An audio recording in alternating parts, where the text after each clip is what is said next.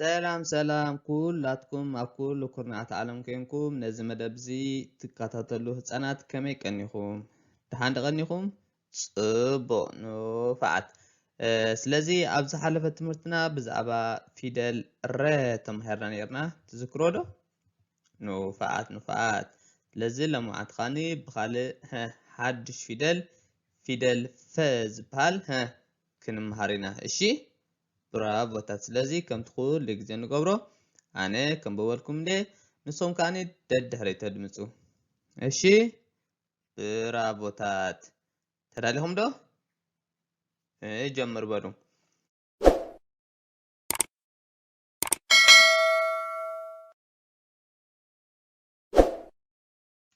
ፈ ፉ ፊ ፋ ፌ ፍ ፎ ንፋዓት ፈ ፉ ፊ ፋ ፌ ፍ ፎ ፈ ፉ ፊ ፋ ፌ ፍ ፎ ንፋዓት ኣብ ስእሊ እንታይ ይረኣየኩም ኣሎ እዛ ስእሊ እዚኣ ትረኣየኩም ዳላ ንፋዓት እዚኣ ስእሊ እዚኣ ስም ናይዚ እንስሳ ዝነገረኒ መን ኣሎ እንስሳ ዘቤት እንስሳ ዘገዳም እንስሳ ዘቤት ስሙ እንታይ ይበሃል መን ኣሎ ዝነግረኒ ስም ናይዚ እንስሳ እዚ እንታይ ይበሃል ብፈ ይጅምር ጎበዝ ጴጥሮስ እንታይ ይበሃል ፈረስ መን ክፅሕፈለ ይኽእል እሺ ኣምናዳብ ከመይ ጌርና ንፅሕፎ ፈረስ ብራቮ ኦይ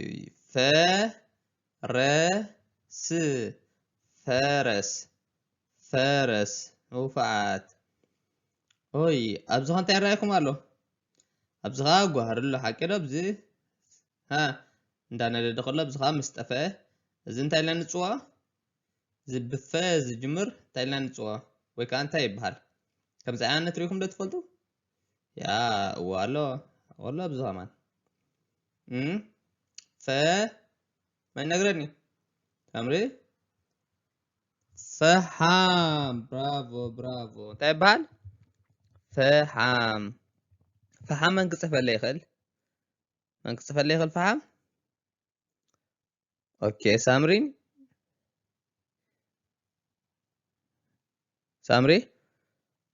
ብራቮ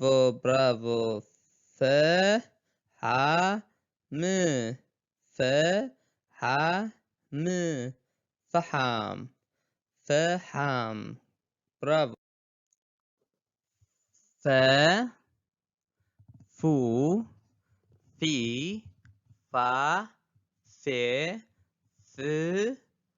ፎ ፈ ፉ ፊ ፋ ፌ ፍ ፎ ፈ ፉ ፊ ፋ ፌ ፍ ፎ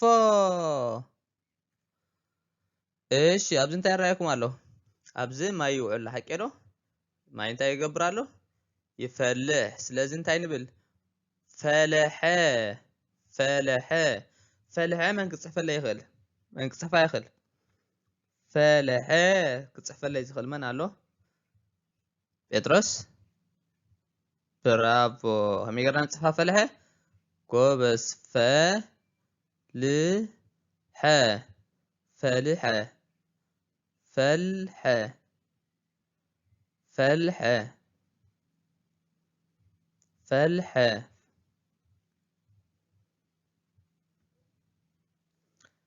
ኣብዚ ኸ እንታይ ይረኣየና ኣሎ ራእኩም ደሎ ኣብዚ እንታይ ይገብር ኣሎ ኣብዚ ይነጥር ኣሎ ሓቂ ዶ እንታይ ይገብር ይፍትን ኣሎ ይዘልል ኣሎ ወይ ከዓ ይነጥር ስለዚ ፈተነ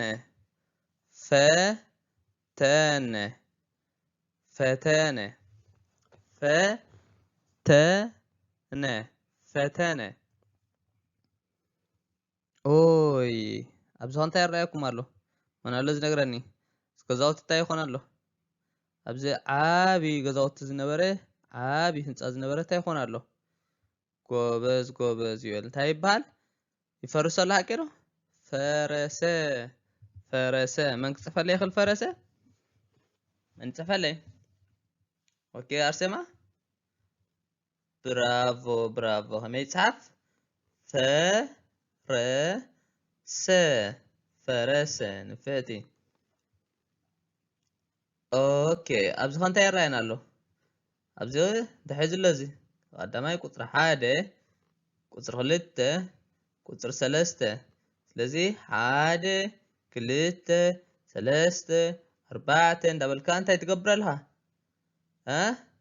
ትፈቅድ ስለዚ ፈቐደ ፈቐደ ንፉ ዓሚ ፈቐደ መን ክፅፎ ይኽእል ፈቐደ ክፅፈለይ ዝኽእል መን ኣሎ መን ይፅሕፋ ይበል ጎበዝ ጎበዝ ከመይ ንፅሕፋ ፈቐደ ንፉ ፈቐደ ኦይ ኣብዚ ኸ እንታይ ይገብር ኣሎ ኣብዚ ናይ እዚኣ ሻርኔላ ተኸፊቱላ ሓቂ ዶ እንታይ ይገብር ኣሎ ኣብዚ ገለ ነገር ኣብዚ ውሽጢ ይሩ ኣሎ ሓቂ ዶ ስለዚ እንታይ ይገብር ኣሎ ይፍትሽ ፈተሸ ፈተሸ ፈተሸ መን ክፅፈለይ ይኽእል መን ክፅፈለይ ይኽእል ሄርሜላ ብራቮ ብራቮ ፈተሸ ፈተሸ ፈተሸ እሺ ኣብዚ ኸ እንታይ ይረአየኩም ኣሎ እዛ ስእሊ እዚኣ ትሪእዋ ዘለኹም ኖፋት እዚኣ መን ኣሎ ዝነግረኒ ብፉ ዝጅምር ስም ናይ እዚኣ መን ነግረኒ እዚ ቅጫ እንዲ ሓቂ ዶ ቅጫ እንታይ ይበሃል ቅጫ ፉትፉት ፉትፉት መን ክፅፈለይ ይኽእል ፉትፉት መን ክፅፈለይ ይኽእል ሶልያና ብራቮ ብራቮ ፉትፉት ከመይ ንፅሕፋ ጎበዝ ፉት ፉት ፉትፉት ፉትፉት ፈቲ ኣብዚ ኸ እንታይ ንርኢ ኣለና ኣብዚ እዚኣ ትሪእዎን ኣለኹም እንታይ ኒካታት እዚአን ከምዚአን ኩሉ ግዜ ትሪኡ ሓቂ ዶ እዚ ኸዓኒ ኣብ ድስቲ ምስ ተገልበጠ ነዚ ይመስል እዚ እንታይ ኢልና ንፅውዖ ብፉ ይጅምር ስሙ ናይዚ ብፉ ይጅምር መን ነግረኒ ኦኬ ሲዶና ፉል ጎበዝ ጎበዝ እንታይ ይበሃል እዚ ፉል ፉል መን ክፅፈለይ ይኽእል ፉል ዮሃንስ ብጣዕሚ ንፉ ጆኒ ከመይ ንፅሕፋ ፉል ፉል ፉል ንፉዓት ኦኬ ኣብዚ ኸ እንታይ ይረአየና ኣሎ ትሪኡ ኣለኹምሽ ዶ እዚ እንታይ ይኾን ዘሎ ተኸፊቱ እንዲ ዘሎ እዚ ማዕፆ ተኾይኑ ኣሎ ተኸፊቱ ስለዚ ዝተኸፍተ ነገር እንተኾይኑ እንድሕር ደኣ ኮይኑ እንታይ ንብሎ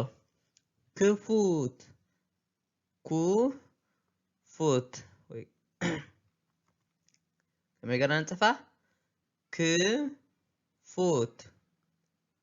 ክፉት ክፉት ኦኬ እዚ ይረአየኩም ደሎ ኣብ ስእሊ እንታይ ይረአየኩም ኣሎ ኣብዚ ሓደ ዓብዪ ትካል ይረአየና ኣሎ ሓቂ ዶ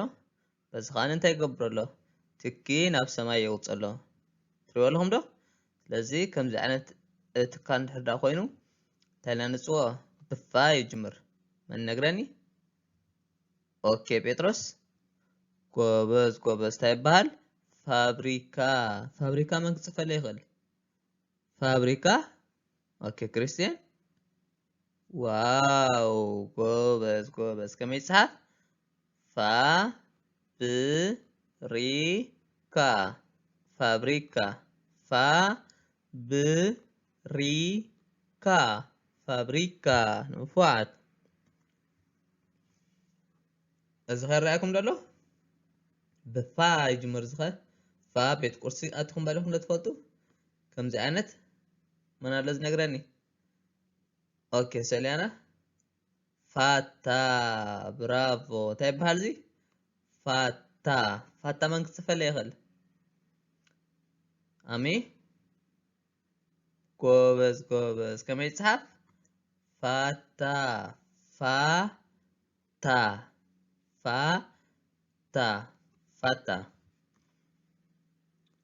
ኦይ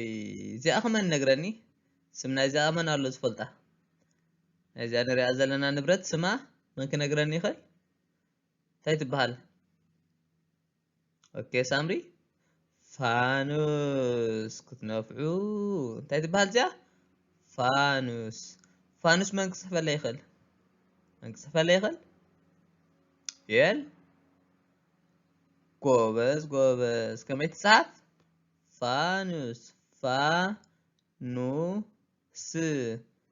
ፋኑስ ብራቮታት ኣብዚ ኸ እንታይ ትሪኡ ኣለኹም እንደዚያ እዚኣ እንታይ ትሪኡ ኣለኹም እናሎ ዝነግረኒ እዚኣ ኩላትኩም ትፈልጡ ኢኹም በዚኣ ንኹም ትበሉ ሓቂ ዶ እንታይ ትበሃል እሞ እሺ ሳምሪ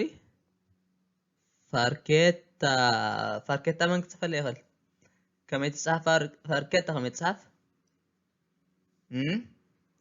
ሄርሜላ ዋው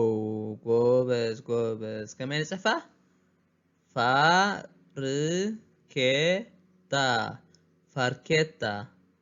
ፋርኬታ ብራቮ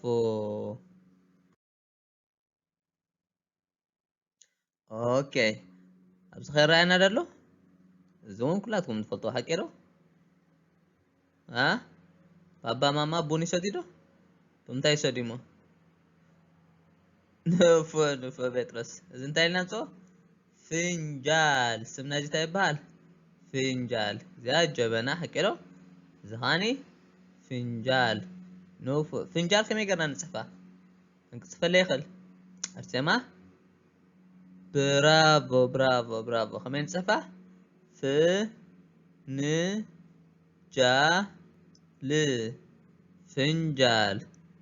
ፍንጃል ጎበዝ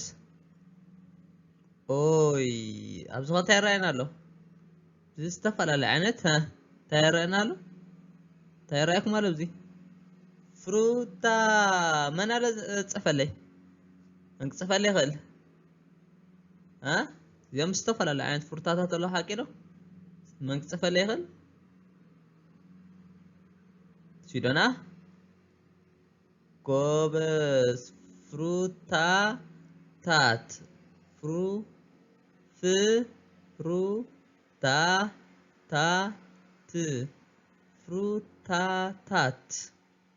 ዝተፈላለዩ ዓይነት ፍሩታታት ኣለዉ ኣብዚ እሺ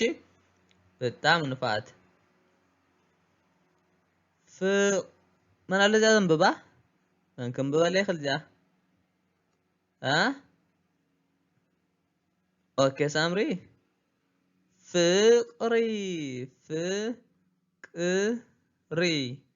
ፍቅሪ እዚኦም እንታይ ይገብሩ ኣለዉ እዚ ነዚኣ ይሰምዓላ ሓቂ ዶ ኣርኪያ ወይ ከዓ ሰበይቲያ ማለት እዩ ስለዚ ፈቐሪኦም ማለት እዩ ንፋዓት ኣብዚ እንታይ ይረአየኩም ኣሎ እዚኣ ይረአየኩም ኣሎ ሓቂ ዶ ስለዚ ኣብዚ ገዛ ኣለና ኣብዚ ኸዓኒ ዓራት ኣሎ ኣብ ላዕሊ ደሎ እዚ ኸ እንታይ እዛ ምልክት ገረላ ዘለኹ እንታይ ትበሃል ፍርናሽ ንፋዓት ከመይ ንፅሕፋ ፍርናሽ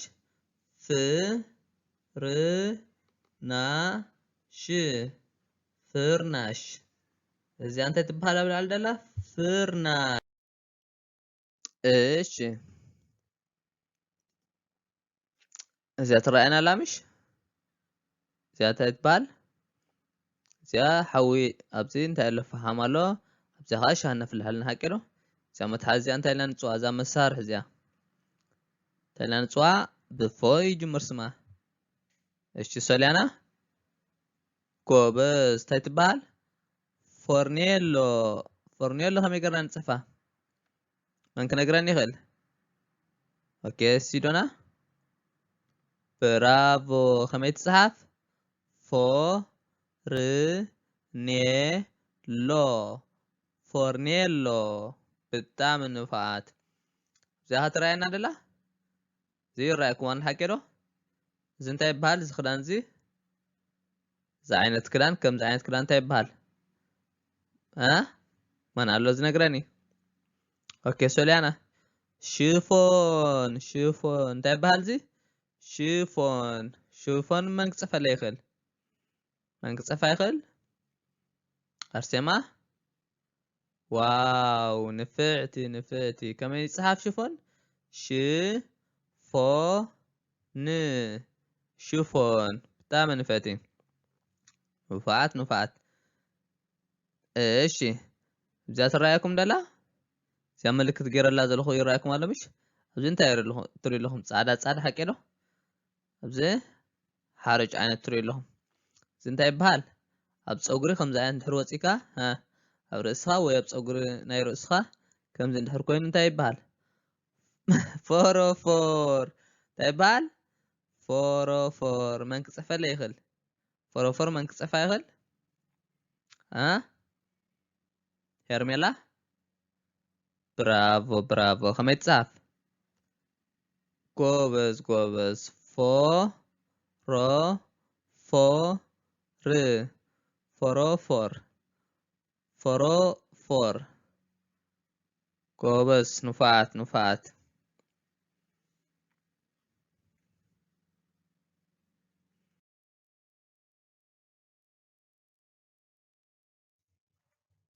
ኦኬ ስለዚህ ለማዓንቲ እንታይ እናተማሃርና ህፃናት ለማዓንቲ እንታይ ተማሃርና ፊደል ፈ ስለዚህ ከምቲ ኩሉ ግዜ ንገብሮ እዚአን ከዓኒ ባዕልኩም ክትመልእዎን ኢኹም ሕራይ እዚአን ዕዮ ገዛየን እዛ ቀዳመይቲ ኣነ ክነግረኩም እንዴ ብድሕሪኡ ንስኹም ከዓ ገዛ እንታይ ትገብሩ ትላመድዎ እሺ ኑፋት ስለዚ ፈ ኣብዚኣ እንታይ ትኸውን ፈ ምስ በልና እንታይ ንብል ብድሕሪኡ እንታይ ንብል ፉ ምስ በልና ፊ ኢልካ ፋ ደርፋ እንታይ ትመጽእ ፌ ምስ በልና እንታይ ንብል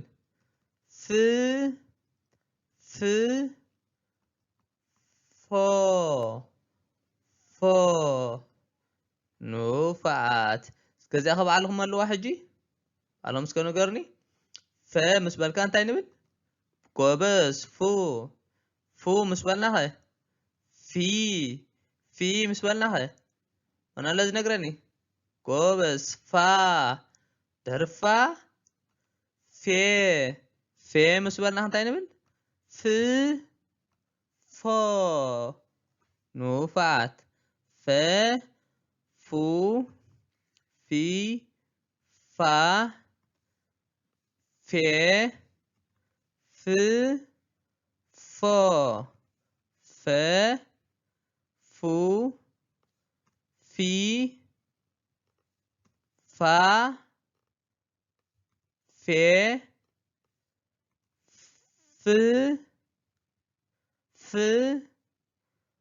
ፎ ብጣዕሚ ኑፋት ስለዚ ናይ ሎማዓንቲ ትምህርትና ፊደል ፈ እዩ ነይሩ ፊደል ፈን ብፊደል ፈፉ ዝጅምሩ ኣስማቶምን ተማሂርና ሓቂዶ ስለዚ ኣብ ዝቕፅል ካሊእ ግዜ ብካልእ ዓይነት ፊደል ናይ ትግርኛ ስጋብ ንምሃር ሎማዓንቲ ኣብዚ ወዲና ኣለና ኦኬ ስለዚ ኣብ ዝቕፅል ነዚኦም ብምሉእ ምስተማሃርኩሞም ኣፅኒዕኩሞም ትመፁ እሺ ኑፋት ስለዚ ሎማዓንቲ ኣብዚ ወዲና ኣለና ቻው